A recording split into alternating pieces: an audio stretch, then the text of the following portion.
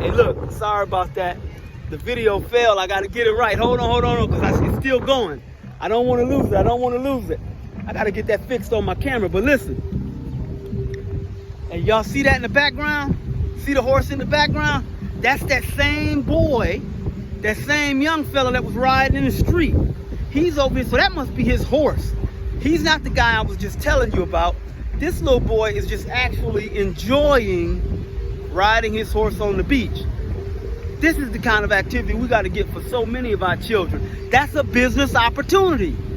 Let's say you're a person, you know how to raise horses.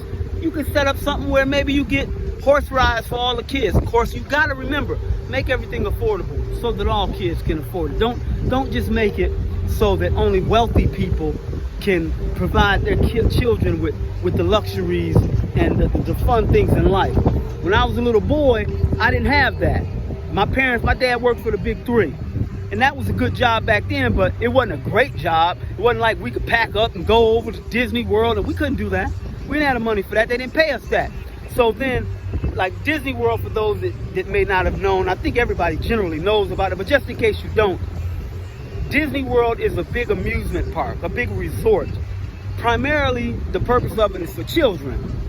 Okay, all right, so here, what I was explaining to you is Disney World is very expensive. Even today, it's very expensive. So that means if you don't have a lot of money, you just can't take your children. That is not what we're doing. That is not what we're talking about. UA, that's not what we're talking about.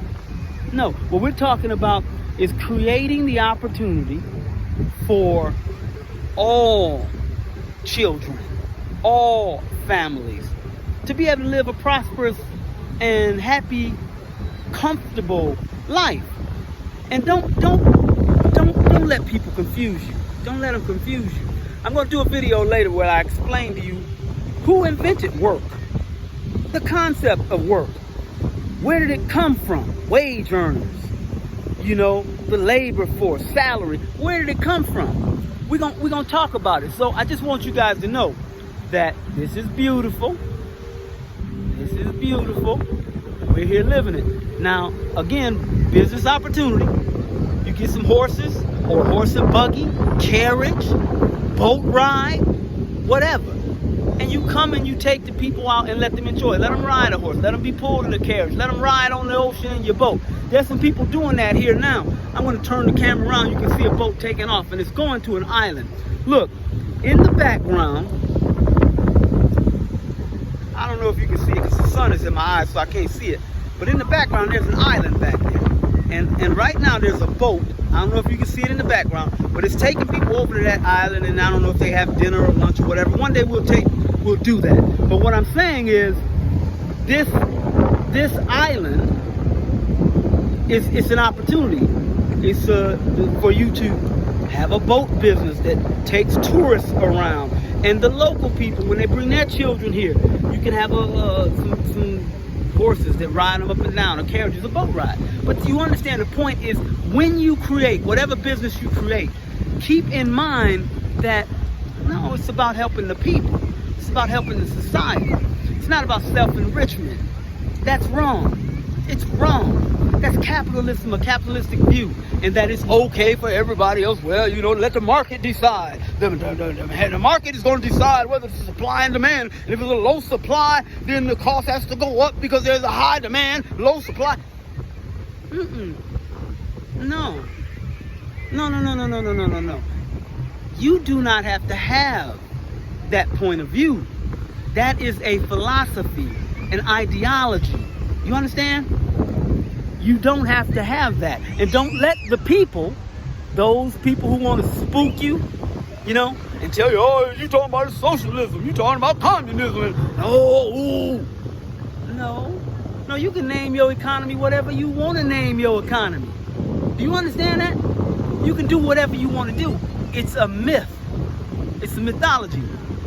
If you allow these people to dictate to you what the labels are of concepts, the labels of ideology, and all at the same time trying to convince you that those concepts and ideas are the best of, it's the best of mankind. Foolish. No, there's a book by a brother called Pre-Colonial Black Africa. Pre-Colonial Black Africa by Sheikh Anthony. You probably hear me talk about that before. I think I mentioned it. The reason I'm telling you about this book is you need to get an idea. How were the societies of African people? How were the societies of African people prior to the invasions from the various W groups? You got to think about that. We had our own way of living, our own society. And guess what? For thousands of years, those societies were stable. Stable. No revolutions. Do you understand? Foolishness. In Sheikh Anthony Diop's book, he talks a great deal about the different ways that our good brothers and sisters organize themselves as a society. Okay? So, you, me, and everybody else out there, understand something. We can organize our societies ourselves. And even still, remember, the organization of a society, which is just a group of people, can be done even within the confines of various borders. You can relate to one another economically, business-wise. You can say that every time, as an example, there's a movie. Remember the movie Planet of the Apes? Remember that? I remember when we were kids, we all knew that Planet of the Apes really was when the good brothers and sisters took over. That's really what that was about. Showing these people what life would be like if we got in charge. That was kind of the concept. Same way they talk about the Matrix and all of that, and really, you know, what's happening and all of that. So what I'm saying to you is that in the Planet of the apes took over and they had their own society. But even in that movie, they presented the apes owning the society in the same way that the W's do. See, they want to keep that concept in your mind that's universal. Everybody believes in that, and that's the way it is for everybody. No, societies have their own systems, their own economies, their own political organization, their own social organization, their own religious organization. Various groups of people come up with those ideas on their own. But when you want to control a group of people, you use propaganda to convince the people that everything you say is the natural way, and everything evolved and advanced to your advanced civilization. No. See, if you really look close and you examine what we're being told is the advanced civilization and blah, blah, blah, then you'll notice something. Notice they got a lot of prisons over there. You notice that? A lot of them. And what do they say? Let's privatize the prison. Privatize it. It's supposed to be a government institution for the betterment of the people. What? Rehabilitate the person, right? Help the person find a better, productive life. But that's not what's happening, is it? No. Look at the television, the radio. It's very difficult to find something you can sit down with your children and watch it and enjoy it, and not be worried about what your children see or hear. You remember that, right? Well, just keep that in mind, guys, because you have a choice how you want to live. And you can choose that. How we relate to each other. That's all that it is. How we relate to each other. How we decide we want to relate to each other. In the movie with the apes that I was explaining to you, the ape said, ape, no, kill, ape. Policy. Rule. Number 1. Ape, no, kill, ape. Okay? See, and this is the type of attitude that we have to have towards one another. African brothers and sisters. Black African brothers and sisters. No, kill black African brothers and sisters. Black African brothers and sisters. Love black African brothers and sisters. You understand? So again, every time I talk, we're gonna have to mix in some of this economic philosophy. And remember, capitalism doesn't have to be. You can choose your own economic system. It could be a mixed economy, which is really what the United States has, and many of the Western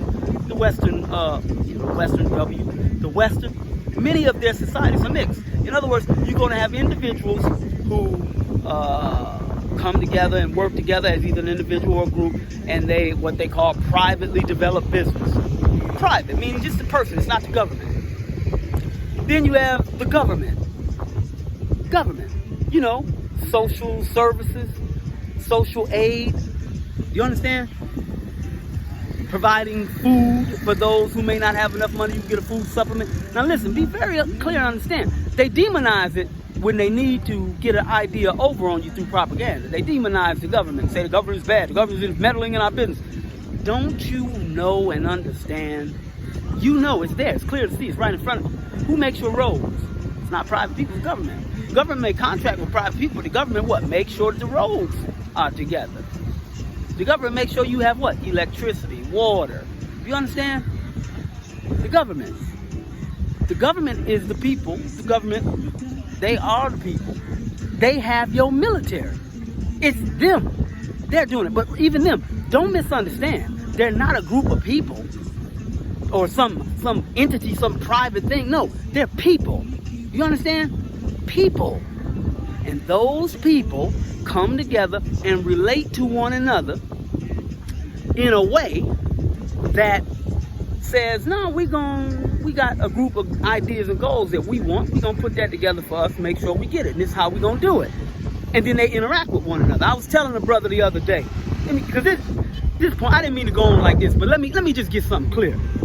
By the way, I was sitting there talking, and some W's walked by, and they looked at me because they heard what I was saying. No, you don't feel uncomfortable. No, you express yourself. Now, be careful now. Over in W world, over in W land, you got to be careful. You do. I'm not saying don't think this way, don't feel this way. You do. You feel this way, you think this way. But you're careful when you say it. I'm not saying be afraid to say what you say. That's part of what in some cases got me in trouble. But no, you say it. So I was explaining that these people relate to one another in a way. They relate to one another based on their goals and objectives, which are economic and military. Because the military is the final backbone, the final thing that is used to make sure that they maintain the control. But we can do that too. We can do that too. And I'm not talking about the military. Of course, we can do that too. But what I'm talking about is that we can relate to one another in such a way that says we're going to do business with black African people. We're going to spend our money with black African people. The story I was about to tell you before the W's saw me was that where I'm from, over there in W land, living out there with those people, I was able to see you can open up a barbecue joint, and brothers have. Open up a barbecue joint. Now, you know, brothers can make some barbecue. Brothers know how to do that. Brothers and sisters. Open up the barbecue joint, put it on the main road, and within a few years it's out of business because can't get no customers. Because they were in a predominantly white area. And what they were thinking about was, you in this area, so I know these people got money and they like barbecue, and they do, we all do it. We got charcoal stores, all this out there. So you put the store there. White people drove past the store every day. I had to say, this time I got to say who they are directly. They drove past the store every day, wouldn't support it. Now, there's another place over there, I'm not going to tell you the name of it, but I've been there, eating there. They come there all the time, it's thriving. See, they agree, even when their custom is not spoken or not written, they have a social norm that they understand and they operate by. They're not going to take their money and support your business like that in their community. They're not going to do that. But they convince you and me that, no, it's good to do that. It's good because we should be proud that we can spend our money in their stores. They convince us of that. And that means, you know, hey, I'm equal. I'm not concerned about that. The equal is natural. We're all human beings. We're all animals, plants, whatever you want to call yourself. You're not no different than nobody else. You got nose, eyes, hair, you boo-boo, you do all of it. Okay? That's a bunch of foolishness. how they relate to one another, though, economically. See? Just like the great nations of the past, ours, that they don't tell. They start history from European civilization and the Greeks and the Romans, and that's where they started. No, that's civilization 1,000 years before that. Those people learned from us. Okay? But they don't tell you that. With those civilizations that were African civilizations, they had strong economies. Yes, you build the pyramids, right? You're going to build a pyramid. They had roads. They had plumbing. They even had air conditioning. You understand? These people, but how do you do that? How do you build a pyramid, a massive city? How do you do that? You have to have accountants, lawyers, doctors. You have to have a food system that's organized to feed the laborers.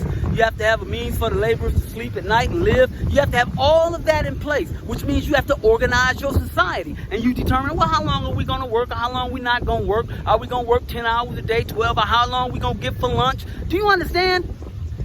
Do not let these people tell you that they are the only ones of masters of business and they know. No!